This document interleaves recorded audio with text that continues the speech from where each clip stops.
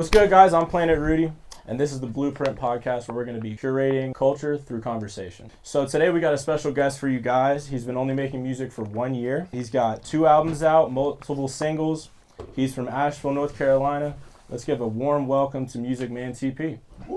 Let's go, guys. Let's get it. What artist influenced you the most? Off rip, J. Cole. I've been listening to him really since like 07, with him being from North Carolina. Yeah. But shit, really, he just got me through a lot of hard shit in life, really. Just his music alone, so his influence is crazy, man. You know what I'm saying? I know he took a different route, but it's crazy, yup. What were your favorite songs kind of back then? Like what some of his older stuff? Honestly, the whole Friday Night Lights mixtape is like my favorite, bro. Heck Yeah. Too Deep for the Top intro. few songs on there. Too Deep for the intro, Okay. Friday Night Lights alone.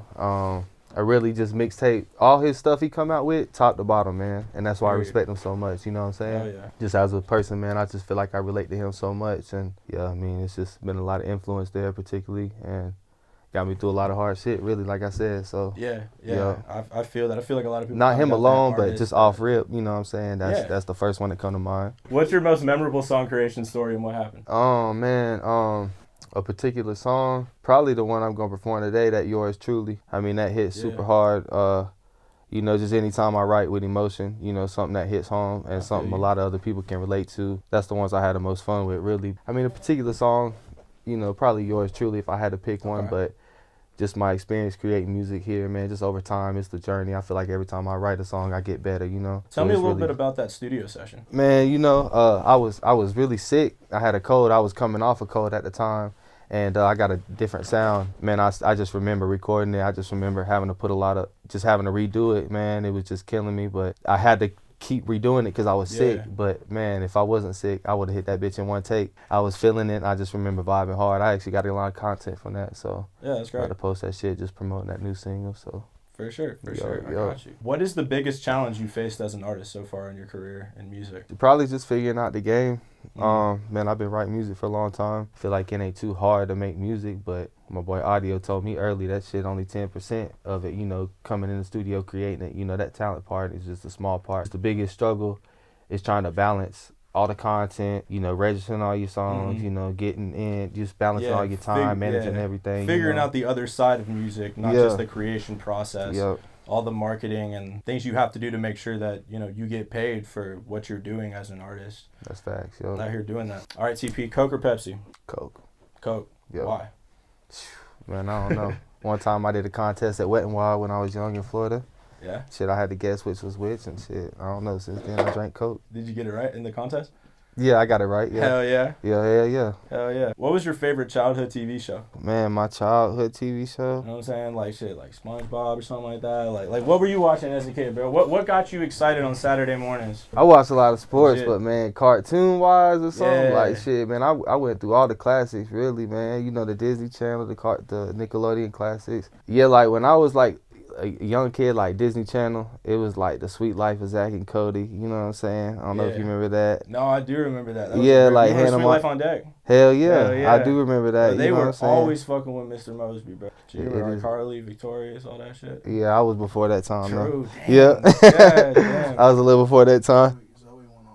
Zoe 101, yeah. That was one for real. What's the best music video you've ever seen? Or what's your favorite? My favorite music video? Yeah, just kind of as far as that like creative vision that they were able to portray. Ludacris, man, he used to have some dope videos. Yeah. Now I think about it.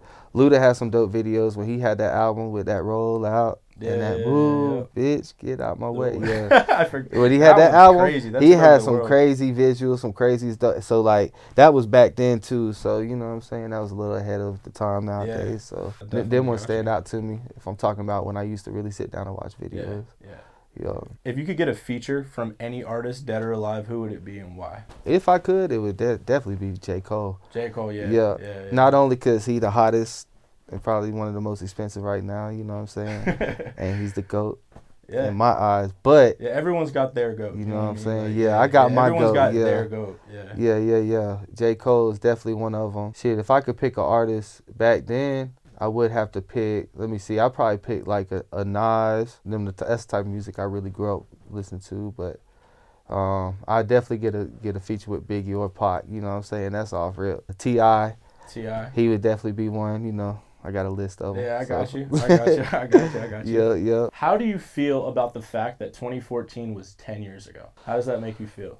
How does that make me feel? Old as fuck. Old as that fuck. even hurts my head. Yeah. Thinking like 2014 was really 10 years ago. 2014, how old were you? What were you doing? Shit, that 2014 was like 4 years after I graduated. I graduated 2010, so man, I was really just working, trying to earn a dollar, you know, trying to figure out life at that point, really. Yeah. Trying not to get caught up with the women or just having too much fun partying and shit, you know. But I think 2014 specifically, I think I just moved back to Asheville from Charlotte. Okay. Yeah, that's when that was, so. Was there any music from that time that kind of stood out to you? Hell yeah, that was when I was in Charlotte. Like, I was just coming back from Charlotte, so I was partying hard, and shit, I was on that 2 Chainz album hard. I'm different, yeah, I'm different. I forgot, what was the album name called? Based on a true story. He's been able to like stay relevant too. Facts. Like over a long period of time, and like I really respect that with artists. Like him, like Future too. You know what I'm saying? Like those like OGs that are still. Yeah. How do you think TikTok changed the music industry? Man, I guess it changed for the better. You know, I think when I start, like I said, I'm trying to figure out the rap game. When I say change for the better, I think that, you know, it's another platform where people were able to blow up, show their talents, you know what I'm saying? We obviously seen a lot of people blow up off of TikTok. You know, I was told, man, don't be a TikTok rapper. So, you know, I've heard a lot of people say that, so I know it's got its own lane. The thing is, it's like that is one of the most clear paths to growing that online audience and growing your fan base, like not overnight, but throughout consistency on TikTok. And one thing that's really interesting with TikTok right now is, did you hear about the Universal Music Group banning all of their artists' music from TikTok? That's what I did. So that's opening some doors for some smaller artists to try and get their sounds to go crazy on TikTok, because we're talking like most of the majors. Because of that, there's kind of like this secondary opportunity that's kind of somewhat presented itself. Yeah, they're figuring out some things, but dude, that's kind of dope now that, you know, when you put it in that perspective. Yeah. Sure. Yeah. What's your biggest goal for 2024?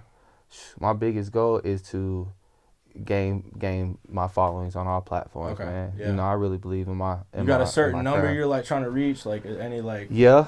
Okay. So like last year, man, when I started my Instagram, I didn't really figure everything out, but I'm about to hit 1,000 followers on my new Instagram. You know, so I plan to be around like. Takes effort. Yeah, I got a goal to be above 10K by the end of the year. 100%. I got a different strategy this year than I had last year.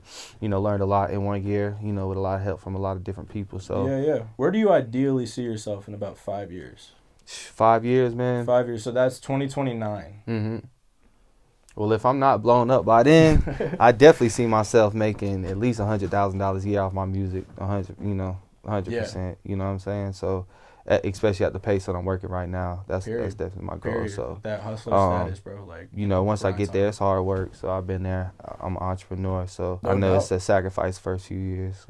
So we're gonna do a little performance for y'all. We got something going on. Do you want to talk a little bit about that song? It's a single that I just dropped. It's called Yours Truly. I posted content. Out on all platforms? It's out on all platforms. Out on all platforms, guys. Go stream. You know that. I'm musikmanTP, music with a K. So you can find me on all platforms. But that single's something special to me, man. So this one gonna set it off. So let's rock.